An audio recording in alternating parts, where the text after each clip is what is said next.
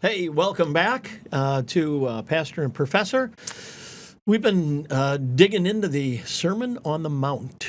And making surprising progress, if people know us, that we last time we did 4 whole verses. And we said at our last time that it was heavy on the law. At the beginning, there were gospel glimpses, but we want to give you hope that there is a solution to a righteousness greater than the Pharisees. And the answer, of course, is Jesus, who shares that. And we're going to keep on going with that idea. Jesus making, big demands, but the answer is in him. And if you don't know the answer, right, the question becomes very difficult. Right, yeah. Exactly. Yeah. But if you are an 8th grade confirmation kid, you know the answer is always Jesus. It's always Jesus. It's always if Jesus. You're, the way to go. If you're part of the children's message, right. It's always Jesus. It's always Jesus. That was the little boy the pastor said in the children's message, hey, what's gray, has 4 legs, big bushy tail, runs up and down the tree and stores nuts for the winter. And the little boy raised his hand and it says, to me it sounds like a squirrel, but this being church, I'm going with Jesus. Yes, he's been trained well. He's been in church before. Yeah, exactly. All right. So, do you want to give, how much do you want to, how about 21 and 22? Do they hang together pretty well? Do you want to do those two? Let's do it. Okay. Jesus says, you've heard that it was said to those of old, you shall not murder, and whoever murders will be liable to judgment. But I say to you that everyone who's angry with his brother will be liable to judgment. Whoever insults his brother will be liable to the council. And whoever says, you fool, will be liable to the hell of fire. Oh, my. Just gets worse, doesn't it? It just gets worse. Yeah, we're descending. Yes, we are. There's no lower. No. And by then you're cooked. And it's... Literally. So I love the beginning. You've heard it was said. Yep. Long this ago is what you've been taught. Right. And Pharisees, Sadducees. Remember when we began all this and we said in verses 3 through about 9 of the Beatitudes, we're not in our heads because we got it right. Yep.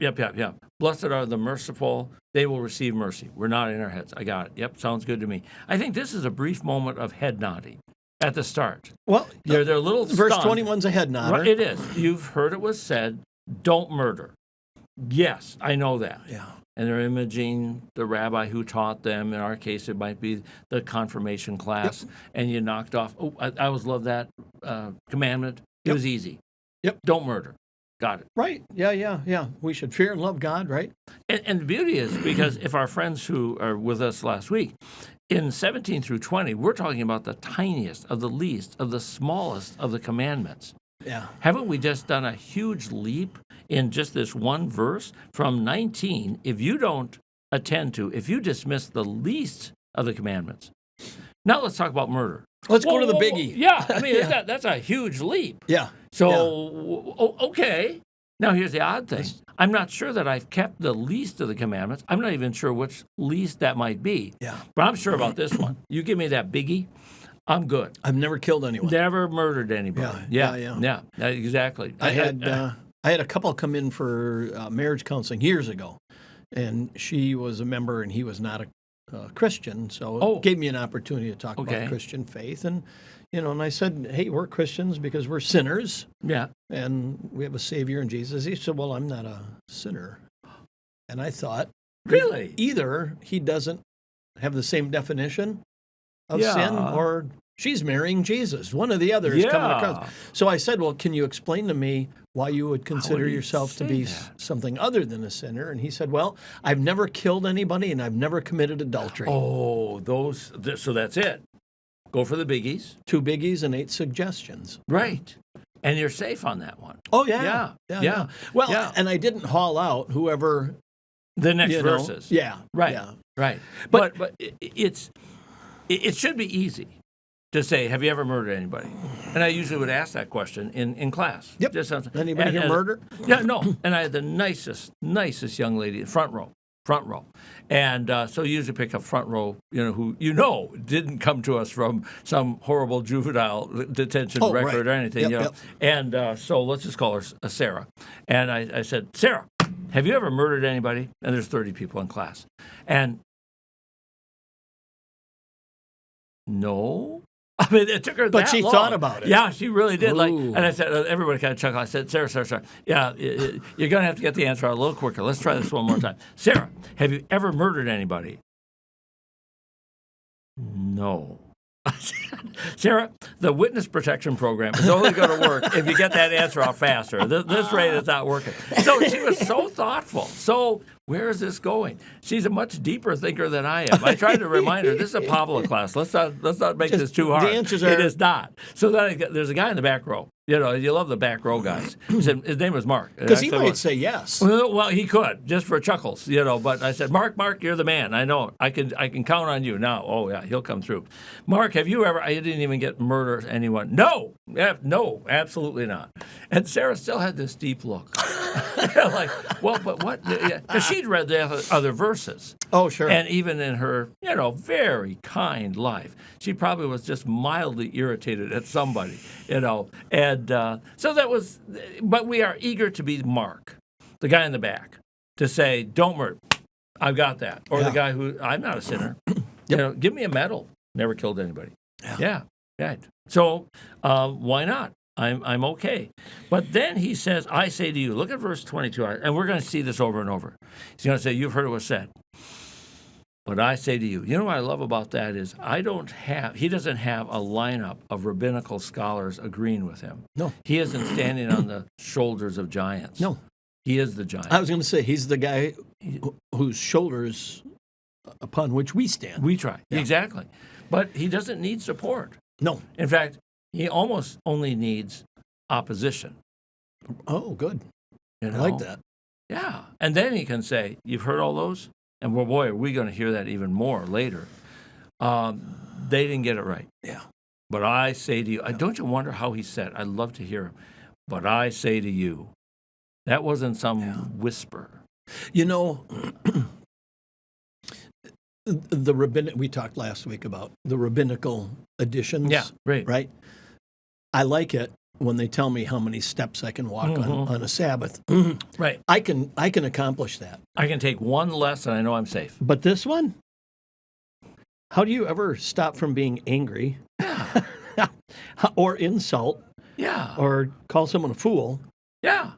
I'm not feeling Those that right now with you, but I mean, but you'll get there. Exactly. Somebody cuts me off. Just yesterday, I was going home on the bike, and somebody cut me off, and I said, really? I'm right here. How did you not? I nailed the brakes. I was talking to Holly and said, did you hear that? Eek! That was my tire skidding, and it was right up here on Washington going up onto Sheboygan Road, And I thought, how do you not? Now, I didn't do anything. You didn't murder him. No, and I just kept going, but like there are those moments like, hey, and you could have run me over there. And you could have yelled, idiot. Yeah. Right? You fool. I got the helmet on. It doesn't help much. I'm talking to Holly anyway, so I hate to say to her, idiot. What did you say? No, not you, honey. It was this guy who just almost ran me over. And to his credit, he probably would say, I didn't see you. Well, okay, I'm here. But anyway, it's so easy to do that in a spontaneous moment. It is. Boom. And I like Jesus says, hey, you want to add stuff? All right. Here you go. What this commandment's really saying is it's taking a life, it's injuring a life, it's insulting a life. Yes. It's all of those. This whole commandment encompasses all of that. So in that context of, now, we looked last time at the least of the smallest of the commandments. Yep. Now we've jumped up to the biggie of all time. Yep. And now he's adding on to the big one. So it's like this mountain isn't big enough already. Yep. Let's layer her up. Yep. With like a glacier of additional weight. So not too long ago, we heard in church about the Good Samaritan. Yeah. Okay. There were those who beat him up and those who passed him up. They're both guilty of murder. Oh, I never made that both and. Yeah. Yes. It's only the guy who Beat lifted him up who did the right thing. Perfect. You have the natural, always the and he becomes three-parter. unclean by doing it. Yes. but takes it on. Takes it on himself. Yeah, exactly. And as you mentioned in your sermon, the real good Samaritan Yes. is Jesus. And he carried us all and paid the past and the future. Yep. Because isn't that the amazing thing of that story is that in whatever it costs, I'll pay it. Yep. And whatever in the future, I'll pay it. Yeah. Wow. Okay, I'm covered. Yeah. Doesn't even ask, give me a ballpark figure. Yeah, right. Or make sure you itemize the bill or anything. I'll pay it. I'll do the copay. Yeah.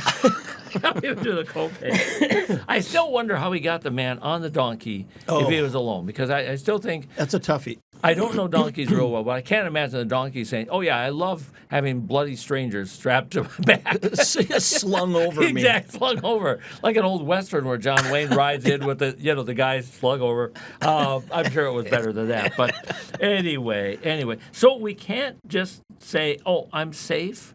No.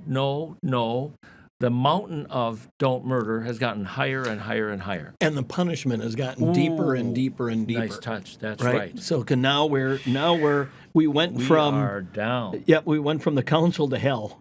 We really did. And that's just for saying you're fool. Yep. You fool. Yeah. Oh, we're in trouble. We're in trouble. Yeah, we are a mess. It's not going well. Well, then maybe in 23 and 24 it'll get better. Do you want to read that? Sure. And give us hope. So, which means based on what I just said. Right. So, if you are offering your gift at the altar and there, remember that your brother has something against you, leave your gift there before the altar and go. First, be reconciled to your brother, and then come and offer your gift. Mm-hmm. You know, I think last couple weeks ago or something, you said something to the effect, or maybe we were just talking, God loves a cheerful giver. Isn't this a warning? But not a crabby, resentful, vengeful giver. Right. Right. Yeah. Because wouldn't it be so easy to, I'm really mad at my brother, so I'm going to go give a gift to God, and by golly, it's going to be better than my his. brother's. Yeah, absolutely. Yeah. I don't know if we've ever tapped into that as a fundraising technique. I'm sure somebody has thought of it. I can honestly say we haven't tried that one in one of my parish experiences. But God says that's not what I want. I don't want an angry gift, a competitor better than my brother gift. Yeah. No. Go back. Deal with him. Verse 23. Any challenge I have with another person is interrupting my relationship with God. No. God will get back to you once I get done dealing with it. Yeah, you know what, God? I got something going on here. Yeah. And I know that the second table of the law is important as the first. And as a matter of fact, if I don't carry out the second table of the law, I'm really being drugged backwards where I can't even reach the first. Yeah, exactly. Because the first, coming to the temple, coming is a relationship with God.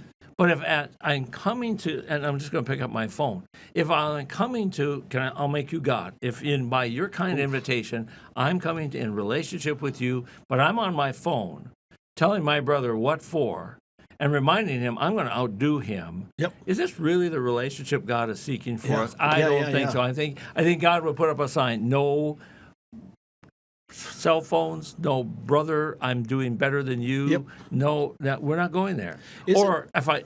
Go. Isn't it a parental thing where I know my mom would say, okay, moms are good. Treat your brother nice, would you please? Yeah. That's my boy. Yeah. There. Right. Now, be nice. And we've always gathered together at my folks for Christmas and Easter and all that. And I remember my mom saying before she had passed away, I hope all you kids still get together. Oh, yeah. Isn't that a nice thought? And that I'll be up there. Right. You guys do your thing here. Right. I'll see you when your journey's done. But I really want you to Right. Care for one another, love one another. Mm-hmm. You know, not just because I'm around. Well, that's it. Right. And it could be at first because, well, Mom wants that. Yep. Remember, at the funeral, we kind of said, well, I promised Mom we would do this. Yeah. But hopefully, because the statute of limitations is going to run out on that one. Oh, yeah. You know, how long do we have to do this? 2 years, 3, whatever. But I think Mom is saying, but by the time you've forgotten the promise, you are simply enjoying being. You don't need the promise right? anymore. Exactly. You don't need me looking over her shoulder. Like you know, when you're a little child, you have to do what Mom says because Mom knows she needs to tell you. Yep. Well, we hope you've grown up enough to do the right thing. Yeah, we hope so. So my problem with my fellow man creates a problem with my only God. It does. Because, again, my sense of relationship, God is trying to have a conversation, a together moment with me.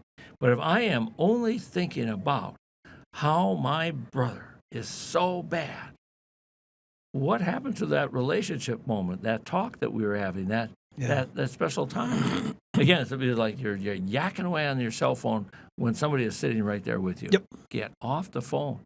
Yeah, and focus here. So, okay, leave the gift. Leave the gift. I always thought that was a great image. You're in the temple. You haven't put your gift in yet, but you can just leave it there, and it'll be there when you come back. Boy, are you a trustee? I like this. If you're offering your gift, and then you remember, here I'm coming to say to God, I'm a sinner. Right. And I want you really to love me and forgive me and care for me. And here's my gift of thanks. But wait a minute. I'm not doing that to this guy. Right. I'm asking God to do for me what I refuse to do for him. Absolutely. And if God asks why, I've got reasons. Yeah, and Jesus tells a few parables on this kind of stuff, right? It really does. It really does. The unforgiving servant.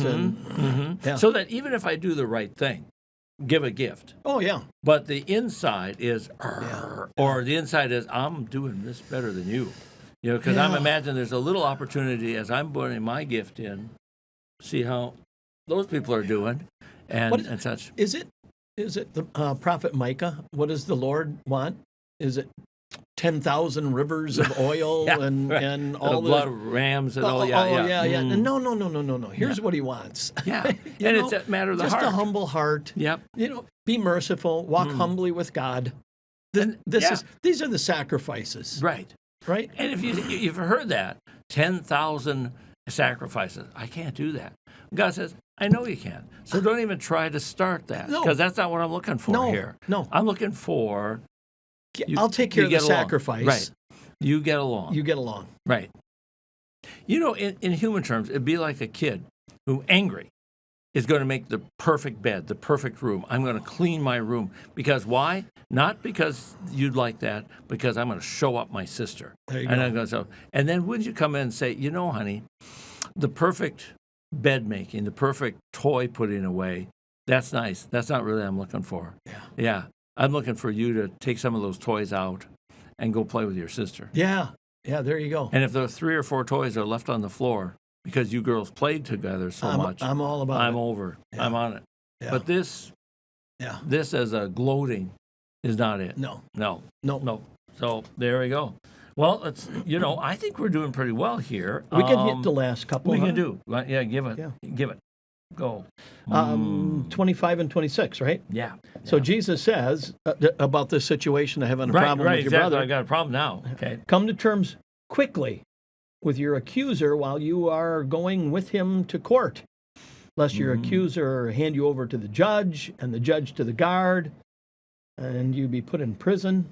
So truly, I say to you, you will never get out until you've paid the last penny. See, we were promising people gospel, and it's going to take a lot to pull a gospel out of this one. We were thinking of your friend, and I'm esteemed, but Rev Rosso. Yeah. Now, gospel handles. Yeah. You'd kind of like to give this one to Rev Rosso and say, all right. Go write your own sermon. Yeah. and what gospel are you going to leap to in this one? Notice again, you had done so beautifully with that earlier one. It goes down and down, and boy, we really hit the bottom when we are in the middle of the eternal fire. Don't we have that same journey here? Yep. 25. We're going down and down and down, and now I'm locked in prison. Expectations go up, Yes. consequences go down. Yes. And by the way, and once you're locked away in prison, and then until you pay. Well, How are you going to pay? I can't do anything. I can't work Right. while I'm in prison. There's not Exactly. enough license plates to pound out. And I doubt that at that point, anybody who knows me anymore. Right. Yeah, so Oh. I doubt that I'm going to have Nope. somebody bail me Nope, out or nope. pay the president. This is getting serious. Yeah. So I kind of look at this in 25, 26. And when it gets to that point, maybe an insightful or maybe a not so insightful person would say, so you really mean I have to forgive somebody? Is that what you're saying? Is that what you're saying? Yes. No, yeah. Fully Yes. forgive. Can we boil this down to that essential? Yeah. Yes. Oh, okay. And how should you do it? Quickly. Quickly. We want to get this done. Don't let this fester. Right. Do it quickly. And I think, the answer is Jesus. Sure, right? of course. Who is the one who was handed over to the judge? Who is the one who went to prison? And condemned for all crimes. For all crimes. You come quickly to him. Yes. And say, in essence, I don't want to go where you went Right. Yeah. because you did it for me. Yep. And I should go there. I deserve that. Yeah. But I don't want to. And he says, that's not my plan. Because Revelation chapter 1 said, I have the key of death and Hades. Yeah. I know what you're afraid of. I've got the key for death. I'll open it. Yeah. I got the key of Hades. I've locked that one. Isn't that a beautiful both? It is. I've got the keys. Yep. You need A one key open. locks and unlocks. Exactly. You need one open and one locked. Because I know what you're afraid of. You're afraid of death. I'm taking you through it. You're afraid of eternal death. You're never going there. Yeah. I love that imagery. And this is it. So I'm afraid of the consequences of my failure. Dunk, dunk, dunk. And he says, I know, but I went there already. And that eternal death, that fire, that never-ending payment, done. Yeah. So, Wow. so there are some folks who say, believers go to heaven, unbelievers are annihilated. Oh, So there's just gone. They're gone. There's Gone. no more body. There's no more soul. There's no more consciousness. Right. They're gone. And Jesus is saying, truly, I say to you, you're not going to get out of this jail. No. Frightening. Yeah. Frightening. We can't leave our friends. It's right for the law to do its job.